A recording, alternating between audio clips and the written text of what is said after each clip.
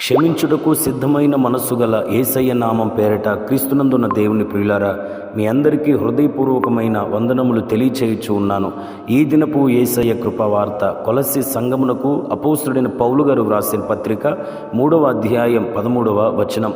ఒకరినొకడు క్షమించుడి. క్రీస్తునందున్న దేవుని ప్రియులారా, మన ప్రభు అయిన యేసుక్రీస్తు క్షమించుటకు సిద్ధమైన మనసు గలవాడు. మన అపరాధములు, పాపములు, అతిక్రమములు, అవిధేయత, తిరుగుబాటంతయు మన ఎడల ఆయన క్షమాహృదయం కలిగి క్షమించి ఆయన రక్తములు పరిశుద్ధపరిచి ఆయన సన్నిధానములకు చేర్చుకున్నాడు.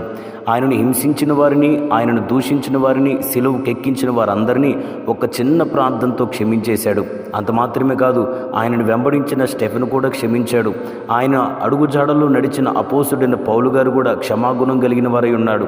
దేవుని ప్రియులారా, మన పితరులు ఎందరో క్షమాగుణం కలిగిన వారై ఉన్నారు. మనం కూడా మన ఎడల అన్యాయం చేసిన వారిని, దూషించిన వారిని, అవమానపరిచిన వారిని, కీడు చేసిన ప్రతి ఒక్కరిని క్షమించే మనసు కలిగిన వారమై ఉండాలి. క్షమించలేని మనసు ఎవరికైతే ఉంటుందో, కొరంథీ పత్రికలో అపోస్తుడైన పౌలు గారు వ్రాసినట్లుగా, వారు సాతాను యొక్క తంత్రముల్లో పడిపోయిన వారే సాతాను వారిని మోసపరచుచున్నాడు అని అంటున్నాడు. ఈ రోజున క్షమాగుణం లేనివారు సాతాను యొక్క మోసములో ఉండి కీడును అనుభవించుటకు సిద్ధపరచబడుతున్నారు.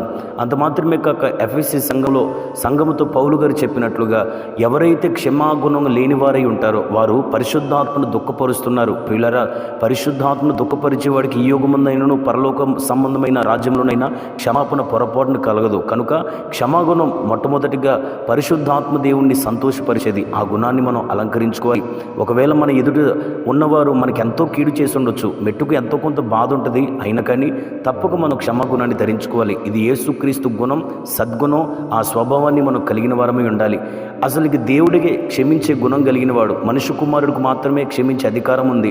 అందుకని ఆయన క్షమించినప్పుడల్లా అనేక మంది శాస్త్రులు, పరిశీలు చాలా మత్సరపడ్డారు. అయితే ఆ మనుష్య కుమారుడు పిల్లలైన మనకు కూడా దేవుడు అధికారం ఇచ్చాడు. యోహాను సువార్తలో రాయబడినట్లుగా, మీరు ఎవరి పాపములు క్షమింతురో వాడి పాపములు క్షమించబడును, ఎవరి పాపములు వారి మీద ఉండనిత్తురో అవి ఉండనిత్తురు అని. ప్రియులారా, ఎంత గొప్ప అధికారం దేవుడు మనకి ఇచ్చాడు.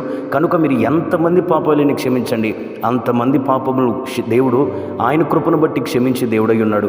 ఈ రోజున మనం దినమునకు 7 మార్లైనా 70 మార్లైనా మన ఎడల తప్పిదం చేసినప్పుడు మన వైపు తిరిగి క్షమించమని అడిగినప్పుడు తప్పక మనం క్షమించే గుణం కలిగి ఉండాలి. ఎవరైతే క్షమించే గుణం కలిగి ఉంటారో వారి జీవితంలో కలిగి 3 ఆశీర్వాదాలు చెప్తాను. మనం ఎదుటివారిని క్షమించినప్పుడు పరలోకమందున తండ్రి మన అపరాధములను, మన పాపములను మన ఎదుటివారి ఎడల ఎంతగా క్షమిస్తామో అంతగా మన ఎడల కూడా క్షమాపణను ప్రభు మనకు దయచేస్తాడు. రెండవ మాటను మనం పరిశుద్ధ గ్రంథాలు చదివితే, మనం ప్రార్థించినప్పుడైనా, మనము దేవుని సన్నిధిలో అర్పణలు అర్పించినప్పుడైనా, ఎవని ఎడలైనా మన హృదయం సమ్మతిగా లేక, క్షమాగుణం లేక, సమాధానం లేక ఉన్నప్పుడు మొదట వెళ్ళి ఆ వ్యక్తితో సమాధానపడి క్షమించాలి. అప్పుడే మనం చేసిన ప్రార్థనలైనా అర్పణలైనా అంగీకరించబడితే పరలోకమందు ఫలం అనుగ్రహించబడుతుంది. మూడో మాటను మనం గమనిస్తే, యేసుక్రీస్తు ఒక పెద్ద ఉపమానం చెప్తాడు. అయితే అదొకసారి మీరు బైబిల్లో చదవండి. నేను మాత్రం క్లుప్తంగా చెప్తాను. ఒక యజమానుడికి ఒక దాసుడు అప్పున్నాడు. అయితే ఈ దాసుడు వెళ్ళి బ్రతిమాలుట వలన ఆ యజమానుడు అప్పంతయు క్షమించాడు. ఈ దాసుడికి ఇంకొక వ్యక్తి అప్పున్నాడు. అయితే ఇంకొక వ్యక్తిది అప్పుని ఈ దాసుడు క్షమించలేదు.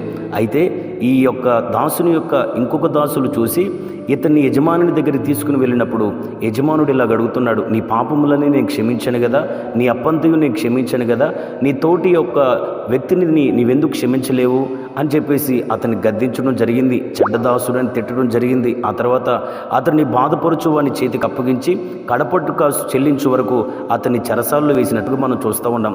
ఈ ఉపమానంలో అర్థం ఏంటంటే, ఎవడైతే క్షమించుకోకుండా ఉంటాడో అతడు నిశ్చయముగా బాధపరచు వాని చేతికి, అనగా సాతాను చేతులు బంధించబడిన వాడై వాని ద్వారా నానా యాతనలు, బాధలు, శ్రమలు పెట్టబడతాడు అని చెప్పడానికి సందేహం ఏమీ కూడా లేదు.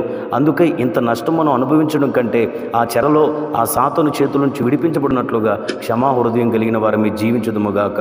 నిత్యముగా ప్రభు మనం ఎదుటివారిని క్షమించినట్లుగానే మన ఎడలు కూడా క్షమను సమృద్ధిగా కుమ్మరించి ఆయన రాకడ కొరకు సిద్ధపరచునుగాక. ఆమేన్. ప్రార్థన. పరిశుద్ధుడా, రక్షకుడా యేసయ్య, నీకు స్తోత్రం. మీ వంటి క్షమాగుణం కలిగిన వారమై ఉండాలని, ఆ గుణము మాలో పరిశుద్ధాత్మ దేవుని ద్వారా సమృద్ధిగా కుమ్మరించమని మీ సన్నిధిలో మేము ప్రార్థన చేయుచున్నాం. క్షమించు వారి ఎడల మీరు చేయి 3 అద్భుతమైన కార్యములు మా జీవితంలో నెరవేర్చమని, ఈ మాటలు వినిన ప్రతి ఒక్కరిని ఆశీర్వదించమని యేసు నామములో అడుగుచున్నాము తండ్రి. ఆమెన్. Praise the lord.